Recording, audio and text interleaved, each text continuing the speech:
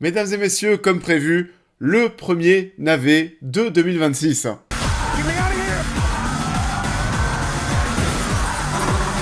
Do you honestly think that I killed my wife? I think there's more that you're not revealing. Bonjour à tous, et écoutez, j'espère que vous allez bien en ce mercredi de sortie cinéma pour parler de Reconnu Coupable. Alors oui, bien sûr, une giga attente en ce début d'année, ce film produit par les producteurs d'Oppenheimer et de The Dark Knight, oh là là, mais qu'est-ce que ça sent bon, ça c'est vraiment un gage de qualité, vous savez que j'adore ce genre de film.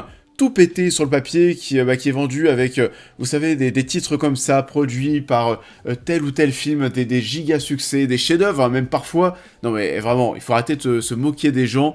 Donc, Reconnu Coupable, allez, rien que pour la blague, on avait envie d'aller voir ce que ça allait donner, et on va en parler dès maintenant. Qu'est-ce que ça donne? Et bah c'est parti, on en parle. Reconnu Coupable est réalisé par Timur Bekmambetov, le réalisateur de Wanted, Abraham Lincoln, chasseur de vampires, ou encore Ben-Hur. Dans un futur proche, un détective est accusé du meurtre de sa femme, jugé par une intelligence artificielle ultra performante, qu'il a lui-même contribué à mettre en place.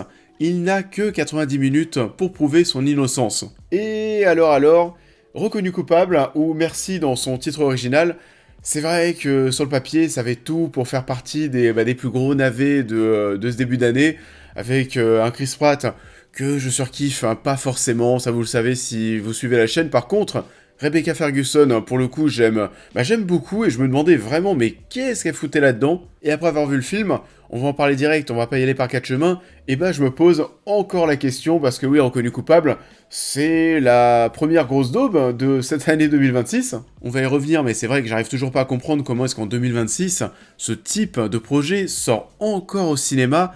On est encore une fois ici face à une histoire, on va parler d'IA, on va parler d'intelligence artificielle, c'est encore, vous savez, un film sur l'IA qui sort avec 10 ans de retard, t'as l'impression, c'est plus impressionnant en fait, ce genre de concept, quand l'IA, vous savez, aujourd'hui fait vraiment partie de notre quotidien déjà. Et en fait, hein, grosso modo ici, l'histoire c'est qu'on est face à Chris Pratt, qui est sur une chaise et qui va parler avec ChatGPT. Il est accusé du meurtre de sa femme, l'IA s'appelle Merci, et en fait, c'est elle qui gère la loi, c'est elle qui fait la loi, de A à Z, c'est la police, c'est le juge, etc.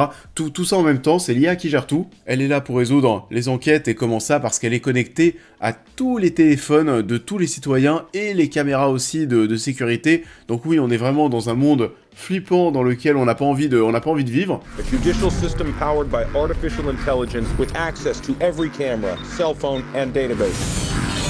If you commit a capital crime, you have 90 minutes to prove your innocence to an AI judge.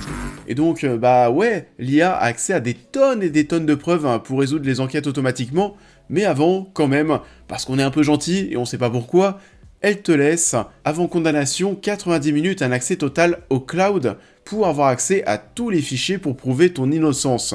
En gros, tout ça, c'est un peu ton audience. Et sur le papier, ça peut paraître intelligent, mais c'est tellement con finalement. Alors oui, l'idée est cool, c'est un truc, oui, qui serait incroyable si ça fonctionnait parfaitement. T'as une IA qui résout tout, qui a accès à toutes les conversations, à toutes les caméras, qui peut savoir qui traîne avec qui parle avec qui peut savoir tout ce qui se passe. Et forcément, le taux de criminalité ne peut que baisser, mais c'est aussi trop nul en même temps parce que on est dans un monde où tout va être géré finalement par cette IA, en tout cas au niveau des lois.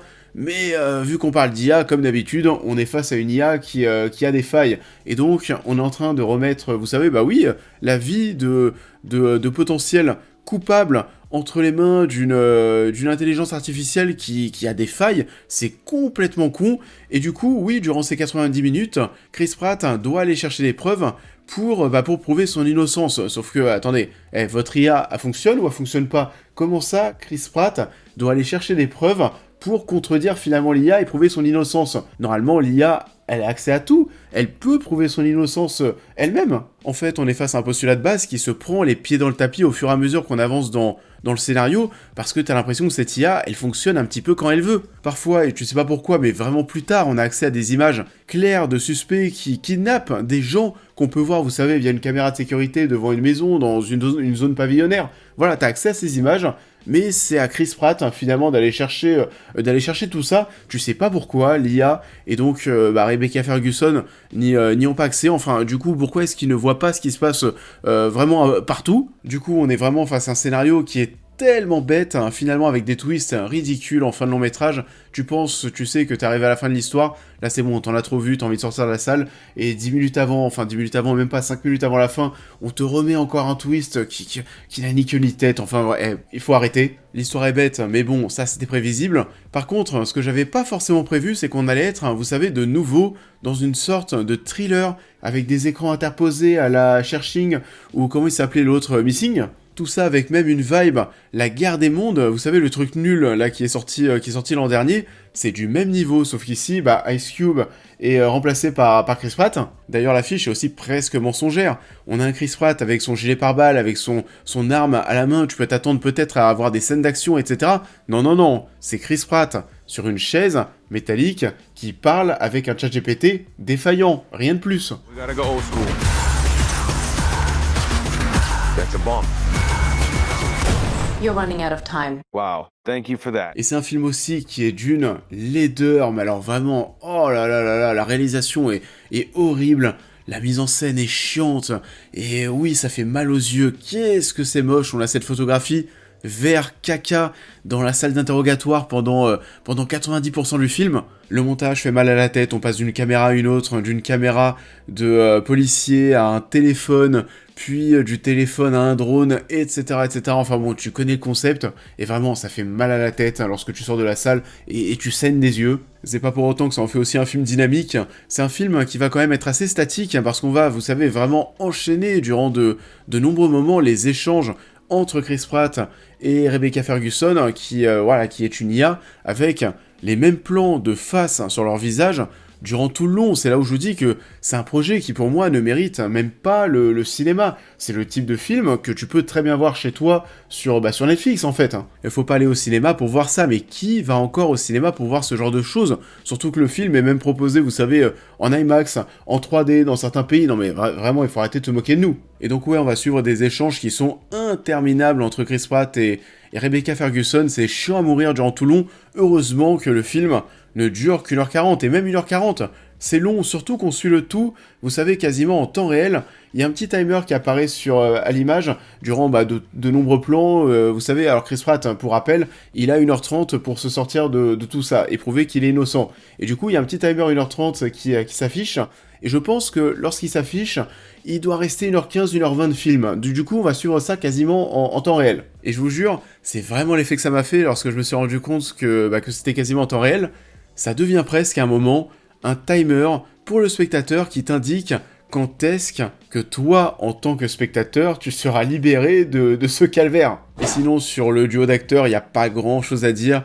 Chris Pratt, c'est un personnage qui n'arrive pas forcément à nous émouvoir, c'est très fouillis de toute façon au niveau du scénario, ça va tellement vite, ça part dans tous les sens, à droite à gauche, il faut suivre, il faut comprendre la cohérence de ce que tu vois, et c'est aussi fouillis d'ailleurs au niveau de la cohérence de son personnage, de ce que tu vois, parce que Chris Pratt en fait, son personnage découvre lorsqu'il débarque il est réveillé dans cette salle d'interrogatoire, il découvre que sa femme est morte.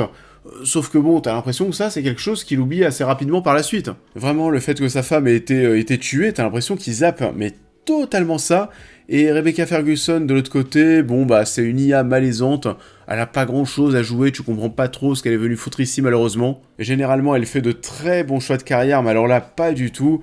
Et personnellement, il faut en parler aussi, mais j'en ai un peu marre de voir ces films, en fait, sur l'IA, qui sont quasiment tous traités de la même manière, avec la même morale. Soit t'as des films où on veut te faire croire, on veut te faire comprendre que l'IA c'est défaillant et que l'humain est tout aussi important dans le monde d'aujourd'hui, ou alors de l'autre côté, c'est des films sur l'IA qui se retournent finalement contre nous, contre les humains. En tout cas, ce monde de fou que l'on voit pendant l'1h40, on n'a pas du tout envie d'y arriver. Il y a une scène à un moment, ça c'est complètement dingue, il y a une scène où on a un camion, vous savez, qui fonce dans une foule, et aux informations, au lieu de dire aux habitants de rester chez eux, c'est tout l'inverse en fait.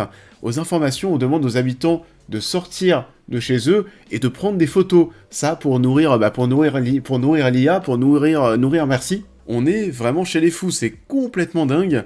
Donc oui, reconnu coupable. Comme prévu, c'était complètement pété, c'est déjà l'un des prétendants au flop de fin d'année, et pour ceux qui vont voir le film, n'hésitez pas à me dire en commentaire ce que vous en avez pensé, Et je vous invite aussi, comme d'habitude, à liker cette vidéo, à me suivre sur tous les réseaux, à vous abonner à ma chaîne YouTube, à devenir membre soutien si vous souhaitez soutenir mon travail, et on devrait se retrouver un petit peu plus tard ce jour pour parler de Wonder Man. This is the world. It's everything. If I get this close and I miss, I'm gonna need you to sign this to confirm you don't have superpowers. Wonder Man, la nouvelle série Marvel du Marvel Cinematic Universe qui sort ce mercredi.